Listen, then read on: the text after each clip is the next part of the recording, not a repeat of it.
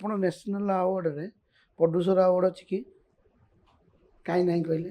ନାଇଁ ଫିଲ୍ମଟା ପୁରା ପ୍ରଡ୍ୟୁସର ଆୱାର୍ଡ ନା ପ୍ରଡ୍ୟୁସର ଆୱାର୍ଡ଼ ସେଠି ନାହିଁ ଜମା।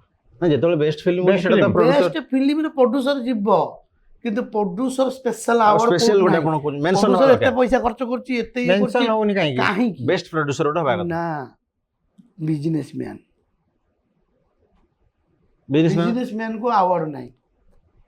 ସେ ମୁଁ ମାନେ ଗୋଟେ ଫିଲ୍ମ କଲି ସେଟା ମୁଁ ବିଜନେସ୍ କଲି କ୍ଷତି ଲାଭ ମୋର ଆଚ୍ଛା ସେଠି ଆୱାର୍ଡ଼ କିଏ ଦେବ?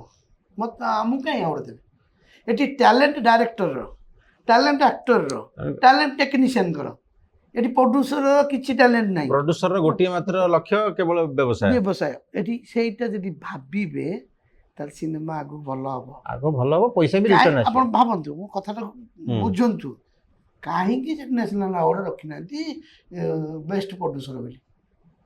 ଏଇ ଯେ ଲୋକଟା ସବୁ କରୁଛି ତାକୁ ବେଷ୍ଟ ପ୍ରଡ୍ୟୁସର ଦେବାନି ଭଲ କଥା ନା ଭଲ କଥା ଗୋଟେ କହିଲେ। ବିଜନେସମ୍ୟାନ ଆପଣ Business- ଲାଭ ହେଇଗଲେ କାହାକୁ ଟଙ୍କାଟା ଦେବେ? ଆଚ୍ଛା ଆପଣ ଏଇ କଥା ଉଠେଇଲେ କାହିଁକି? ଏଇ କଥା କହିବାର ଅର୍ଥ ହଉଛି କି ଯୋଉମାନେ ଫିଲ୍ମ କରୁଛନ୍ତି ସେମାନେ ବ୍ୟବସାୟିକ ଦୃଷ୍ଟିକୋଣକୁ ପଛରେ ଦେଖୁଛନ୍ତି ଅଲଗା ଦୃଷ୍ଟିକୋଣକୁ ଆଗରେ ଦେଖୁଛନ୍ତି। ବାସ୍ କହିବାର କାରଣ ହେଉଛି ଆମେ ଟଙ୍କାଟା ଲଗେଇଲେ କେମିତି ଆମେ 2 ଟଙ୍କା ବାହାର କରିବା ସେ ଚିନ୍ତା କରିବେ।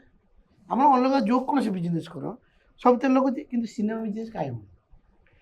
ମୁଁ ହୁଏ ଯିଏ ହଉ ମୂଳ ଲକ୍ଷ୍ୟ ବ୍ୟବସାୟ ଉପରେ ରହୁନାହିଁ।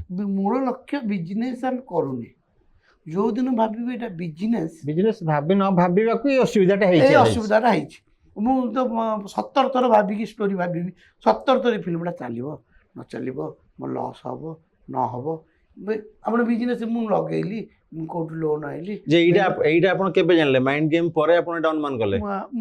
ମୁଁ ଏବେ ବହୁତ କଥା ଚିନ୍ତା କରୁଛି ଫିଲ୍ଡରେ ପୁରା ଆସିଲେ ଲସ୍ ହେଲା କାହିଁକି ଲସ୍ ହେଲା କ'ଣ ପିଲା ଯେହେତୁ ମୁଁ ବିଜନେସମ୍ୟାନ୍ ଆଜ୍ଞା ଅଲଗା ବିଜନେସ୍ ଅଛି ହେଇଯାଉଛି ହଁ ବୁଝିପାରୁଛନ୍ତି? ଇଆଡ଼ୁ ଗଲେ ସିଆଡ଼ୁ ପଳେଇ ଯାଉଛି ସେଇଟା କଥା ନାହିଁ। ମୋର ଯେଉଁଠି ପଇସା ଗଲା ସେଠୁ କେମିତି ପଇସା ଆସିବ?